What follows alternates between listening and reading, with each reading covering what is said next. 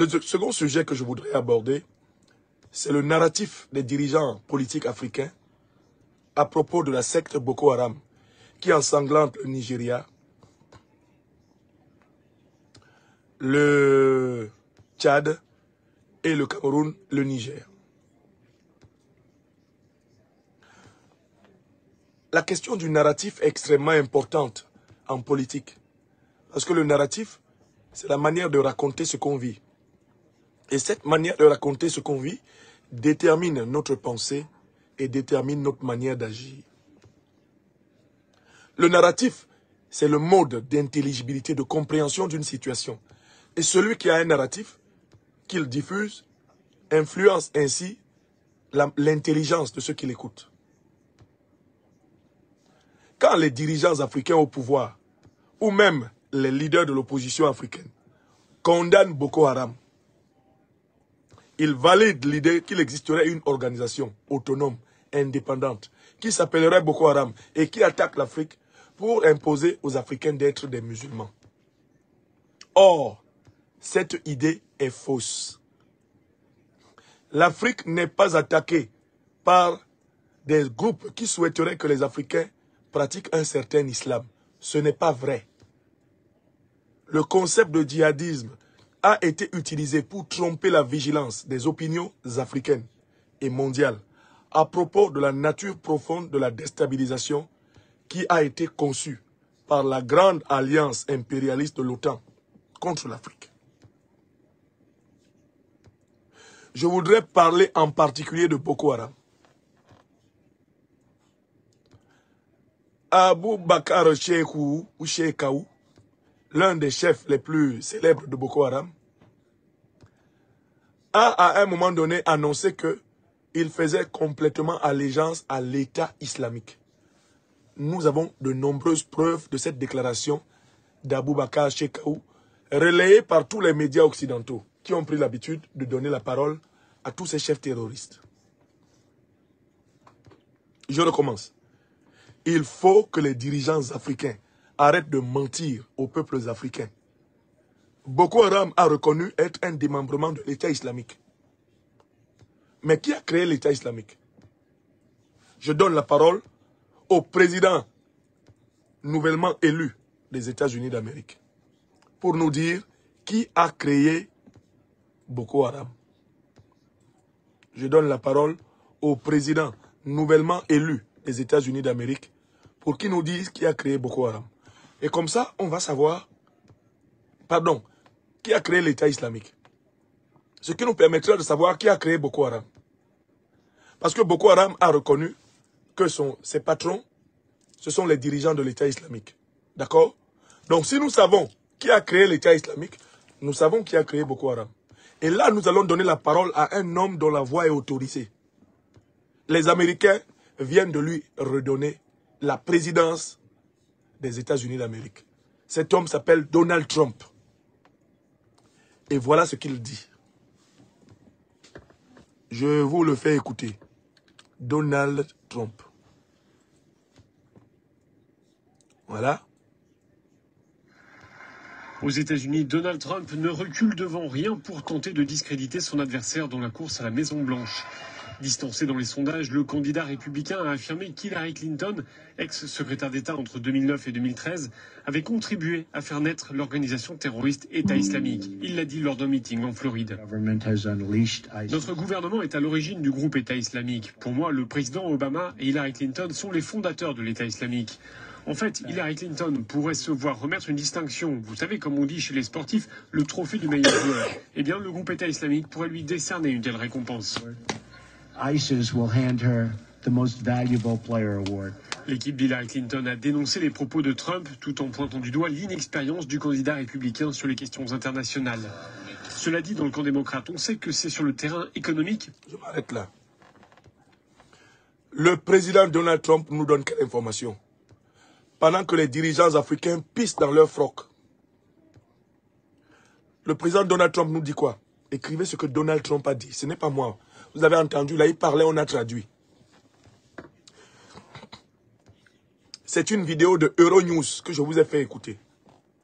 Donald Trump dit que qui a créé l'État islamique? Écrivez sur la vidéo. Donald Trump dit que l'État islamique a été créé, l'organisation de l'État islamique a été créée par l'administration Obama-Clinton. Et ce Donald Trump, quand il l'a dit, c'était pendant la campagne, face à Hillary Clinton. Et il l'a battu. Et maintenant, Donald Trump revient au pouvoir. Il a battu Kamala Harris. Et il n'a jamais retiré ses propos. Et Hillary Clinton ne lui a jamais porté plainte pour ça. Donc, quand on est un dirigeant politique, au Gabon, au Congo, en Guinée équatoriale, au Tchad, au Cameroun, en Centrafrique, en Côte d'Ivoire, au Nigeria, est-ce qu'on a le droit de parler de Boko Haram sans indiquer que le président américain nous avait clairement informé que cette organisation terroriste est une émanation de l'administration Obama-Clinton? À partir du moment où un dirigeant de ce rang nous donne cette information, pouvons-nous nous permettre de reproduire le narratif qu'on nous a imposé? L'Afrique est attaquée par des djihadistes. Ah, la secte Boko Haram va imposer aux Africains de pratiquer sa version de l'islam. Est-ce que tout ça tient encore debout? Deuxième élément important. On m'appelle le docteur des preuves. Écoutez la deuxième preuve. J'espère que vous avez écrit. Hein. Le président Donald Trump a informé le monde entier que l'État islamique a été créé par Boko Haram. Pardon, que l'État islamique a été créé par l'administration Obama-Clinton. Or, Boko Haram a revendiqué sa soumission à la haute hiérarchie de l'État islamique. Donc, Boko Haram est une émanation de l'administration Obama-Clinton. Car Boko Haram n'est que l'une des branches de l'État islamique.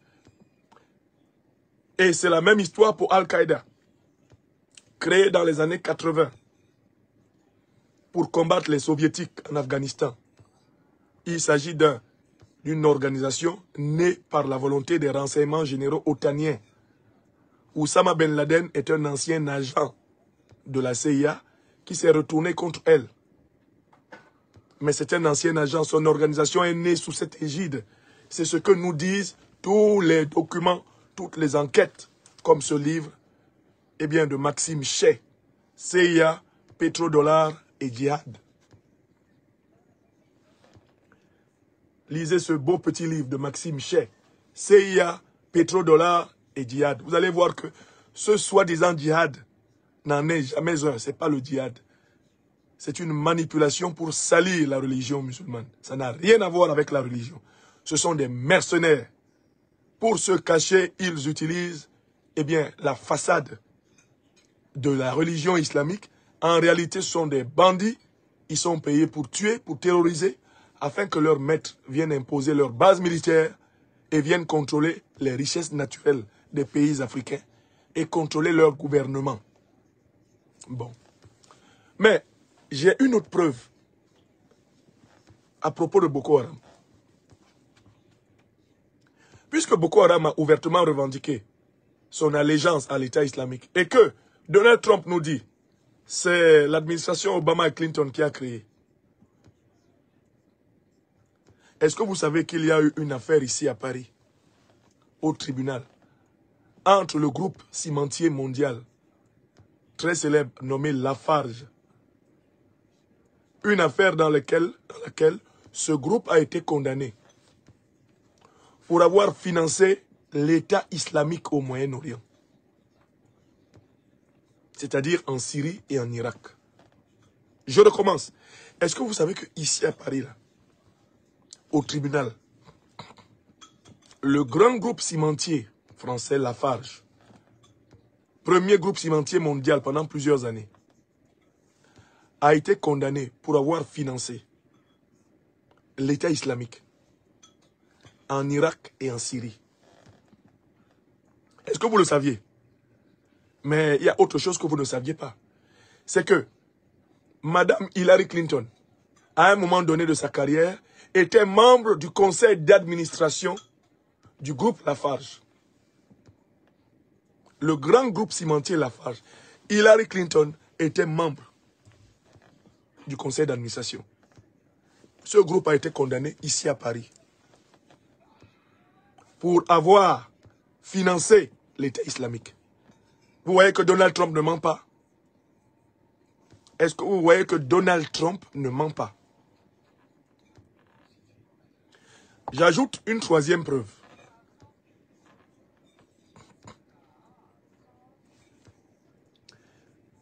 Le lanceur d'alerte Julian Assange, celui qui a lancé le grand scandale Wikileaks, il a affirmé qu'il avait retrouvé des tas de mails établissant des liens étroits entre l'administration Clinton-Obama, l'État islamique, qu'il a trouvé des milliers de mails établissant même le fait que cette administration a utilisé l'organisation terroriste de l'État islamique basée en Libye pour financer les activités terroristes de cette organisation en Syrie et en Irak. C'est-à-dire que même les armes ont pu être livrées aux terroristes en Syrie et en Irak à partir de l'aile libyenne de l'État islamique. Et ces armes ont été livrées par l'administration Clinton-Obama. Voilà ce que révèlent les nombreux emails de Hillary Rodham Clinton captés par le scandale Wikileaks. Je vous ai donné combien de preuves? Au moins 3. Maintenant, je reviens à Boko Haram. Comment on peut expliquer que quand Paul Biya nous parle de Boko Haram au Cameroun, ils ne nous disent pas cette organisation qui a été créée par l'administration Obama-Clinton? C'est elle qui tue dans le nord du Cameroun. Comment Tinubu, quand il parle des actions de Boko Haram au Nigeria, comment n'ont-ils pas le courage de dire Boko Haram, cette organisation qui a fait allégeance à l'État islamique, dont le président américain, bientôt en exercice, nous a dit que c'est une émanation de l'administration de son prédécesseur, qu'il appelle même parfois encore le Deep State américain.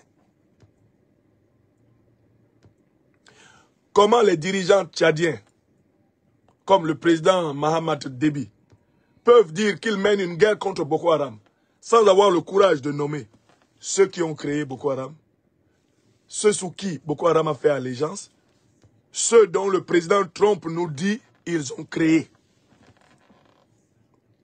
Alors, il n'y a qu'une seule explication à la lâcheté des dirigeants africains, des hommes et des femmes politiques africains quand ils parlent de Boko Haram.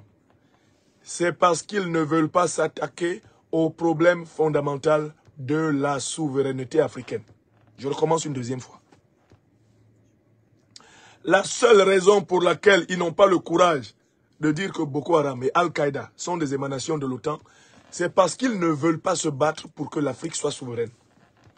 Ils ne veulent se battre que pour avoir le pouvoir, comme vassaux et valets du néocolonialisme et de l'impérialisme occidentaux.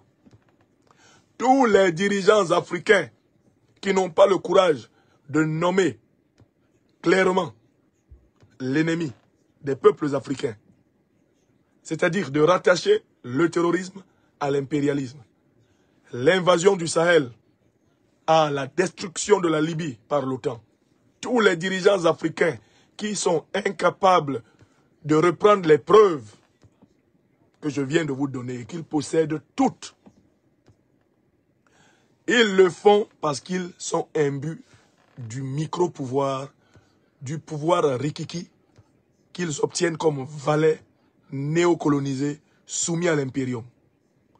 C'est la peur d'être empêché, d'être roitelé, valet local de la domination. C'est cela qui explique leur incapacité à dépasser le narratif néocolonialiste et impérialiste sur la déstabilisation de l'Afrique. Vous avez compris? Tout dirigeant politique en Afrique qui n'est pas capable de remonter de Boko Haram à l'État islamique et de l'État islamique à l'administration Obama-Clinton, à l'OTAN, tout dirigeant qui ne peut pas avoir le courage de se souvenir que les deux grandes organisations terroristes ont détruit la Libye en concert avec l'OTAN et que c'est par là qu'a commencé la grande déstabilisation du Sahel et du Golfe de Guinée, eh bien ce sont en fait des gens qui sont incapables d'incarner les aspirations des peuples africains à la souveraineté. Écrivez ça. Écrivez. Le vrai narratif est donc le suivant. Boko Haram est un détachement de l'État islamique. L'État islamique, c'est une organisation terroriste issue des services secrets occidentaux, otaniens et en particulier américains. Référence, Donald Trump. La vérité, c'est que même la justice française a pris des officiels américains la main dans le sac du financement du terrorisme. Lorsque le cimentier Lafarge a été condamné à Paris pour avoir financé l'État islamique, alors même que au conseil d'administration de ce cimentier, il y avait Madame Clinton. Quand on s'en va alors éplucher les révélations de Julian Assange, on est abondamment nourri. Et on sait que ce n'est ni pour la démocratie, ni pour les droits de l'homme qu'ils ont attaqué la Libye et tué Kadhafi. C'est parce que Kadhafi s'apprêtait à mettre en place une monnaie qui allait supplanter le dollar, l'euro et le franc CFA. C'est écrit noir sur blanc dans les emails de Madame Clinton. On n'a pas éliminé Kadhafi par amour du peuple libyen ou parce que Kadhafi perpétrait un soi-disant génocide contre le peuple libyen. Ce n'est pas vrai. Il s'agit d'un coup d'État, d'une rébellion.